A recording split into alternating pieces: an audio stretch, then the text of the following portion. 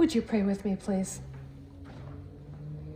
God, may the words of my mouth, the meditation of all of our hearts, no matter where we are this day, be pleasing and acceptable to you, for you are truly our rock and our Redeemer.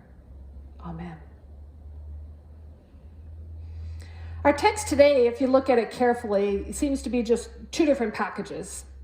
And I'm going to weave them a little bit, hopefully in a helpful way, and move a little bit past where we're headed, where our liturgy and our prayers and everything have us focusing on environmental health and the making a case for helping and healing our planet. I'm going to move a little bit in another direction because of recent experiences in our country, again, dealing with racism. So what I want to begin with is that this text invites us to pay attention to a couple of things. First, it invites us or asks us, what is our home base, and is it too restrictive? At the beginning, the first part, there's these lines. Jesus is responding to a follower, saying, the guy is telling Jesus, I'll follow you wherever you go. And Jesus says, foxes have holes and birds in the air have nests, but the Son of Man has nowhere to lay his head. This has always been a troubling verse for people as they've studied the Gospel of Matthew. Why on earth wouldn't Jesus have a place to lay his head? He doesn't have a home. But something else is going on behind here. We were looking at this text on Wednesday night worship a couple of days ago, and we talked about this notion of foxes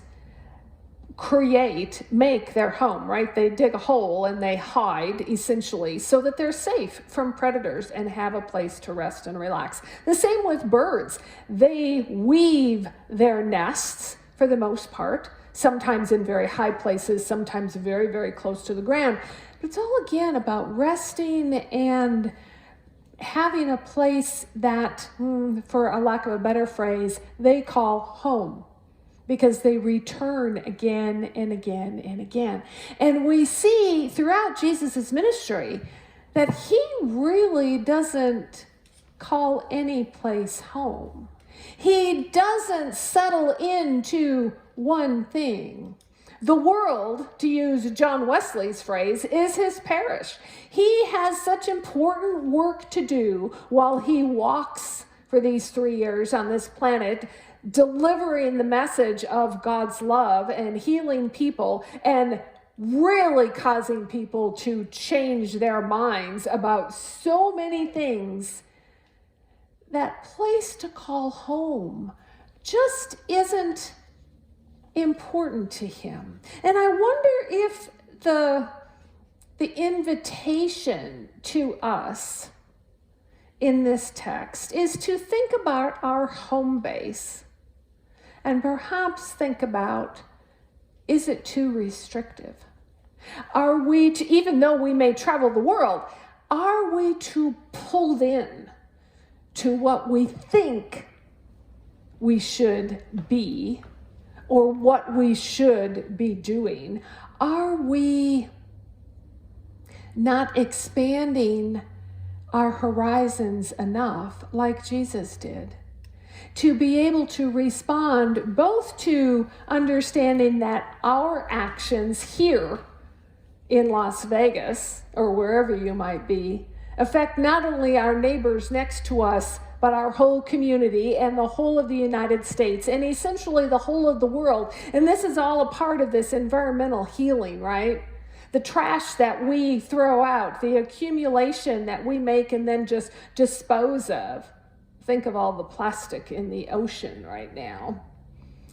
Think of what happened when the pandemic started and airplanes stopped flying and cars stopped driving, and how the environment, the breathing air for communities all over the planet changed drastically. All of these things are important for us to think about when we think about our home base. And Jesus invites us to go beyond what we think is normal.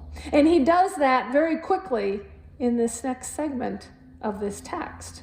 When he's finishing doing some healing with people and he's sending his disciples across the water in a boat. He wants them literally to cross across the middle and get to the other side. What does that ask of us today? The text, both places, are about us following Jesus' followers, about us following Jesus, to cross over to the other side, to literally get in the boat and do the work that's necessary to be there. It is not easy.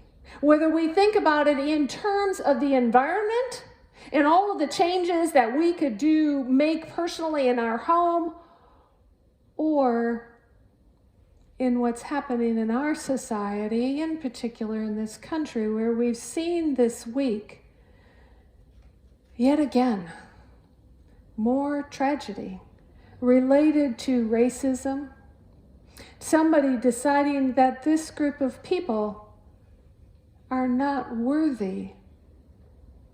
8 people were killed near Atlanta this week, 6 of them women.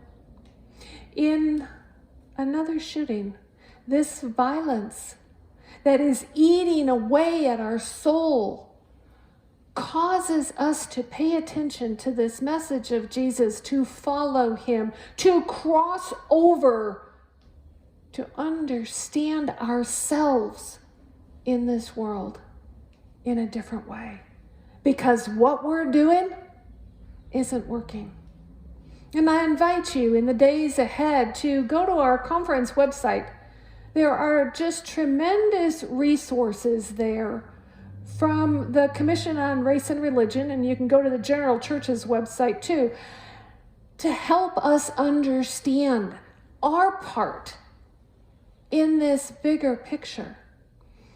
And I think that's part of what this text is calling us to do, to cross over, to let go of our home base, to cross over to new conversations and new understandings. Everything is on the table. Everything has the capability with us to be better, to be made better, to be more for all instead of just for a small group of people.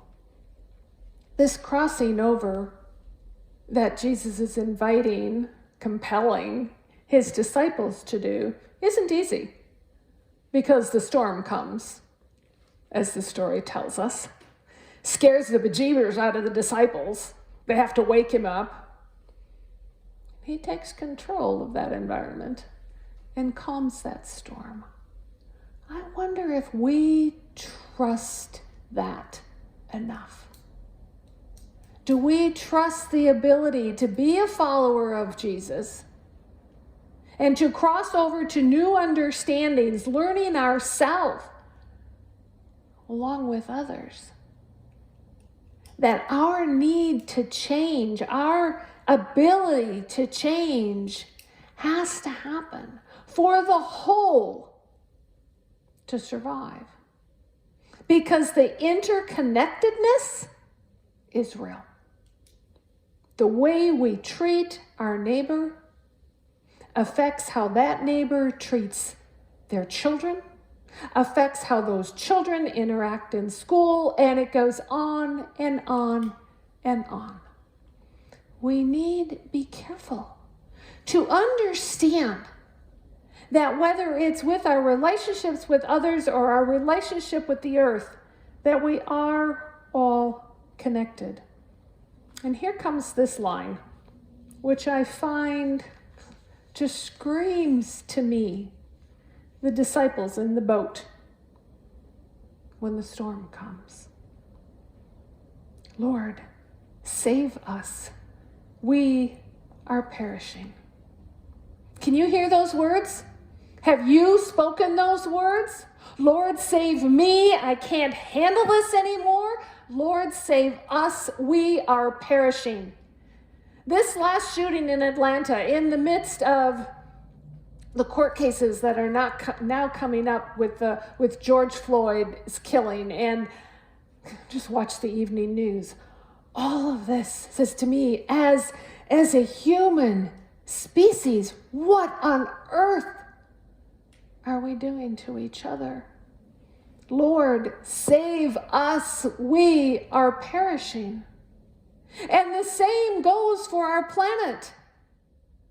No matter which way we turn, we don't know how to take care of it. Or if we do, we're not doing it right now. All that has been lost need not continue to be losses. Jesus asks these disciples, where's your faith? Can we, people of this church, and all people everywhere, trust that if we believe in the interconnectedness and the greater peace of love, that things can change? And we can see, and I do believe we are seeing, the micro steps, right, of hopefulness. I'm waiting for the day where we get to see the big leaps. But I have to understand and have hope that that's possible. We have to be willing to get in the boat with Jesus and cross to the other side and learn what we need to learn and grow in the ways that we need to grow and make a difference for ourselves and for the others around us, even the others whom we do not know, because we are that connected. That's the way creation happened. Every piece of creation wasn't created in isolation, but in an interweaving of hope and trust and longing for a desire.